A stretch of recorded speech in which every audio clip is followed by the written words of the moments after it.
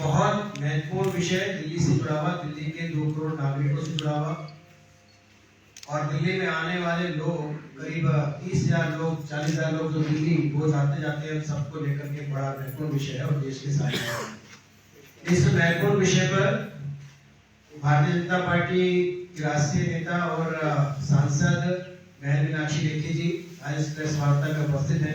मैं उनसे निवेदन करूंगा कि सीधे प्रेस वार्ता को संबोधित करें। बहन मीनाक्षी लेखी। बहुत बहुत धन्यवाद नवीन जी और मेरे सभी उपस्थित मित्रों। एक बहुत अजीब सी घटना घटी है दिल्ली के अंदर और हम लोगों को जब भी पढ़ाया जाता है या देश के लोकतंत्र के बारे में बताया जाता है तो कहा जाता है कि हम क्वाज़ी फेडरल स्ट्रक्चर है और हम लोग डेमोक्रेसी के तहत कोऑपरेटिव फेडरलिज्म के लिए काम करते हैं। भले ही राजनीतिक विरोध हो लेकिन देश एक ही है और देश की जितनी सरकारें हैं एक दूसरे का मदद के भाव से काम करेंगी, ऐसा विचार रहता है। लेकिन जब भी दिल्ली की कुछ वर्षों की स्थिति देखें तो ठीक इसके विपरीत हरकतें दिल्ली में हुई हैं। आप याद करें, मैं बहुत पुरानी बात, जब रेल भवन के पास 26 जनवरी के आसपास सड़क रोकने की बात थी और 16 की बात थी 2012-13 की, उतने पुराने इतिहास में नहीं जाऊं तो अभी इसी साल में, मतलब जो बीता हुआ साल है उसमें ये दूसरी बड़ी घटना है दिल्ली के अंदर। आप याद करें सीए के विरोध में जब राइटिंग हुई तो उस समय पर हुसैन जो है इनके इमरान हुसैन और अमानतुल्लाह खान, ये सब लोग किस तरीके से उन सब चीजों में इन्वॉल्व थे, इनके खिलाफ पूरा पाया गया। यहाँ तक कि एक आईबी के ऑफिसर की अंकित की 400 छुरे मार के हत्या की गई। कौन इस तरीके का काम करता है? और आज वापस दिल्ली उसी स्थिति में खड़ी है आप सबके सामने, जब दिल्ली के चारों तरफ घेराबंदी की गई, एक अंतरराष्ट्रीय साजिश सबके सामने आई और उस साजिश के तहत ये पता चला कि 1 जनवरी से लेकर हर दिन कैसे कैसे प्रोग्राम बनेगा, कौन क्या क्या काम करेगा, वो साजिश सामने आई है।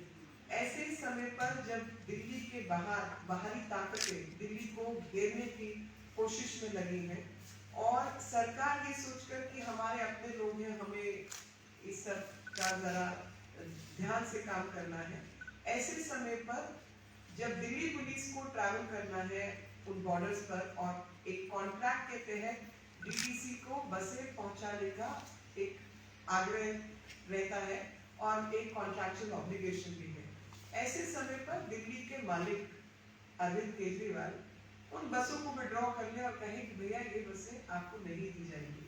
तो मुझे तो इस देश का इतिहास याद आता है। मैं इस देश का इतिहास आप सबको भी और आप सबके माध्यम से पूरे देश भर को और खास तौर पे दिल्ली को याद दिलाना चाहती हूँ कि इस देश में हमारे बहुत लंबी श्रृंखला है, बहुत बहादुर वीर सेनानियों की। पृथ्वीराज चौहान से लेकर एपीजे कलाम तक का नाम उसमें शामिल है, जो देश के लिए जिए और देश के लिए मरे। साथ ही इस देश में एक और श्रृंखला है जयचंद से लेकर मीर जाफरों की, और देश के इतिहास में कौन किस पृष्ठभूमि पर खड़ा है वो देश की जनता को खास तौर पे लोकतंत्र में जानने का अधिकार है। क्या इसी तरीके के लोगों को हमने यही काम करने के लिए वोट दिया था? आइए इसका जवाब देश की जनता को तय करना होगा। आप सबको मैंने ये सब नाम ताहिर हुसैन से लेके ये सब नाम इसलिए याद दिलाए कि आप एक जो साजिश चल रही है, जो साजिश रची जा रही है, उसका जो खेल है वो आप सबको ध्यान में रहे। असामाजिक तत्व पूरी दुनिया भर के किस तरीके से प्रयास कर रहे हैं भारत की अर्थव्यवस्था को खराब करने के लिए और भारत की सुरक्षा को बर्बाद करने के लिए। और अब कश्मीर इनका मुद्दा खत्म हो चुका है। कश्मीर मुद्दा खत्म होने के बाद खालिस्तान का मुद्दे को जागृत करना चाहते हैं और वही जागरण में बहुत सब लोग शामिल हैं। और मेरा तो उसमें एक ही प्रश्न रहता है कि भैया ननकाना साहब कहाँ है? चलो उसको कब्जा करते हैं, आपकी मदद करते हैं, खालिस्तान बना देते हैं, या लाहौर चलते हैं क्योंकि बहुत सारे सिख गुरु लाहौर से भी हैं। और मैं इसलिए कह रही हूँ कि हम सब, मैं तो परिवार में एक मेरी श्रृंखला सिखों की भी है और साथ में पंजाब से भी हूँ, पंजाबी भी हूँ, तो बहुत गर्व के साथ हम लोग अपना इतिहास याद करते हैं। लेकिन गैर सामाजिक ताकतें तो जो इस सब षड्यंत्र में रची हुई है, उसका पर्दाफाश होना भी आवश्यक है। और आज दिल्ली की जनता को तो ये जानना ही होगा कि जब इन लोगों के पास डीटीसी जैसी केवल व्यवस्था इनके हाथ में है, केवल ट्रांसपोर्टेशन के इंचार्ज है, तब ये हरकत कर सकते हैं। सोचिए अगर इनके हाथ में पुलिस व्यवस्था होती तो ये क्या कुछ गुजरते।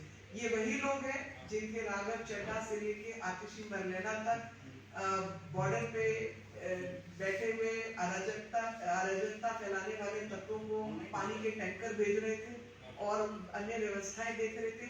आज ये वही लोग पुलिस की व्यवस्था में शामिल नहीं होकर केवल पंजाब का चुनाव देख रहे हैं।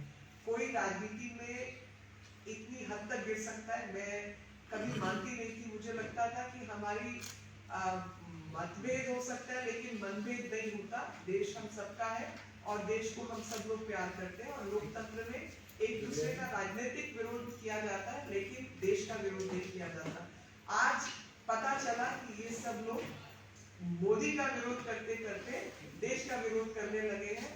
मोदी जी किसान पे ये सब बहाना है, असलियत में तो देश को तोड़ना जो है वो ये चाहते हैं और इनकी चाहत बिल्कुल स्पष्ट रूप से हम सबके सामने भी आई है।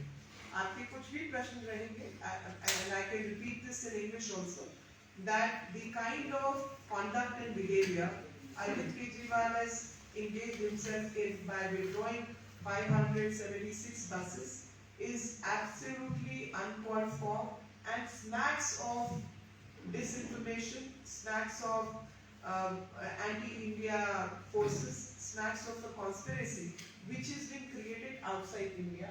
Under these circumstances, that this kind of disservice which he has done is for everyone to see. Along with this particular action, he has tried to give a message of his anarchist credentials. And I can go down the history that whether it was 2013 when he was asking to block Rail Bhavan road leading up to Rajpath and blocking 26 January parade. Now the same thing has been highlighted by what has happened on 26 January. All those who were talking about all kinds of conspiracies that it was BJP's conspiracy through Deep Sandhu because Banu's picture was found somewhere with the Prime Minister, should now answer that there was a plan hatched outside India and that plan is talking of actions to be taken from first onwards, first, second, third, fourth, what all is going to be done, and everyday conspiracy along with who, which celebrity is going to do what all was also part of it. All I can say is that people like Rahul Gandhi to Kejriwal to all have shown as they must come out clean on do they support terrorism, do they support subversion of a law-abiding citizen, are they against the rule of law, and preventing security forces from conducting their duty is an anti-national job, anti-national's work which Kejriwal's government is trying to perform and help these forces. So far as Greta Thunberg is concerned, all I can say is that she's a kid, she's a child. If I could propose her name, I would have proposed her name for Bravery Award, Children's Bravery Award which Government of India gives, because we have all through this engagement seen that there was a conspiracy hatched outside the country and we had no proof of it. Since we had no proof of all this and the conspiracy has been hatched outside, it only goes to show that she has provided a document. And now proof is before us, so I am grateful to her, I'm very, very thankful to her that in her naivety, she has done a huge service to the country, to our country, to India, so she should be recognized for that. But and I don't despise her for this. What I despise is that her name has been proposed by some elements for Nobel Peace Prize. and she's been known to be an environmentalist. Now, an environmentalist who does not understand sustainable farming practices, an environmentalist who doesn't understand the kind of problems stubble burning can give, an environmentalist who doesn't understand how much water needs to be used for farming, and an environmentalist who also doesn't understand diversification of crop cannot be even named for a Nobel Peace Prize. I think Nobel Peace Prize is one of the highest awards to be given and considered. Nobel Peace Prize, by naming such people, will lose its credibility, and thus I despise that, which should not happen for the civil society. Meenakshi जी, दो सवाल छोटे छोटे। एक तो Delhi police के पास क्या रास्ता है कि केजरीवाल सरकार ने जिस तरह से बसें मांग ली इसको डिनाई कर सके? लीगली कोई रास्ता है एलजी के थ्रू या इमरजेंसी कोई प्रोविजन?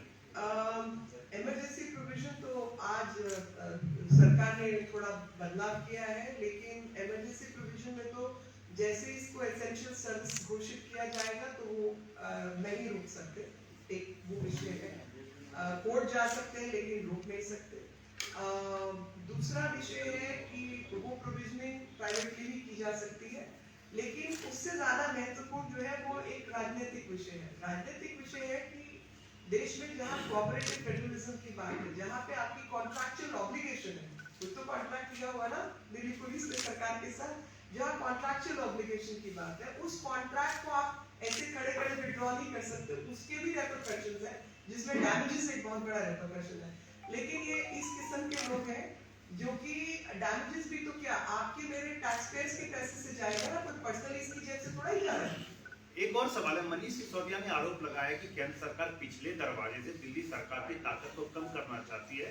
कैबिनेट ने एक प्रस्ताव पारित किया जिसमें दिल्ली सरकार की ताकत को एलजी को सौंपने की बात है।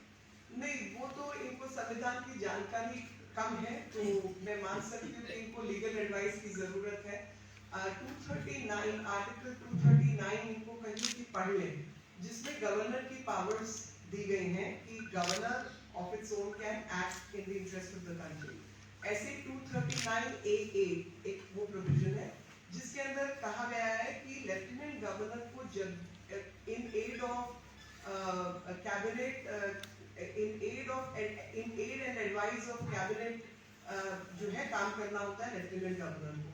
तो जब when the lieutenant governor is supposed to act on the in aid and advice of council of ministers, अब काउंसिल ऑफ मिनिस्टर इन लोगों की है जो उसको एडवाइस कर रहे हैं तुम बस प्रोवाइड मत करो, या सर्विसेज के अंदर आपको पता है जो ट्रांसफर और इस तरीके की हरकतें हो रही थी और बार बार वो मामले जो है कोर्ट में जा रहे थे, जहां पर ताहिर हुसैन जैसे लोग नामजद क्रिमिनल्स के खिलाफ सीए में केस दर्ज है, तो ये कहते हैं कि आम आदमी पार्टी का ही वकील खड़ा हो सकता है, एएसजी खड़ा नहीं हो सकता। तो जब इस तरीके की बार-बार रिपीटेडली एनक्रोचमेंट हो रही थी कानून व्यवस्था और अन्य व्यवस्थाओं पर, तो उसी में एक लाइन है कि with the help of parliament, मतलब parliament can change this provision, so parliament has changed that provision कि aid and advice of council of ministers की आवश्यकता नहीं है, संसद ने आपको ये अधिकार दे दिया है। और उसका जो इतिहास है, उतना लंबा इतिहास है जो पिछले 5 साल से ज्यादा से हम लोग देख रहे हैं, 2013-12 से हम देख रहे हैं। मैडम, ये एक सवाल ये आ रहा है कि राहुल गांधी जी की जो विदेश यात्रा होती है, ये भी आकलन लगाया जा रहा है, खबर आ रही है कि क्या वो ऐसे जो ग्रेटा जैसे और ये जो गाने वाली है अमेरिका की, उसके नाम पे वो एक संगठित हो रहे हैं इस वजह से? देखिए, राहुल गांधी क्या करते हैं मुझे नहीं पता, पर मैं गांधी परिवार के बारे में तो बहुत ही सस्पिशियस रहती हूँ, क्योंकि जिन्होंने इनके माँ बाप, जिन्होंने इनकी पिताजी को मारा है, इनकी दादी को मारा है, ये उन्हीं के साथ गठबंधन करने के लिए बैठे हैं, तो क्या कहा जाए। आप इतिहास देख लीजिए कि ये प्रियंका गांधी जाके नलिनी के साथ बैठती थी जेल के अंदर और आके आंसू बहाती थी। इसी प्रकार से आज जो दिख रहा है किसानों के ऊपर वहां पे खालिस्तानी घुस गए हैं, ये उनके साथ बैठने को राजी है। तो इन लोगों का कोई चरित्र नहीं है, इसलिए एंटी इंडिया फोर्सेस के रूप में देखती है। Thank you ji.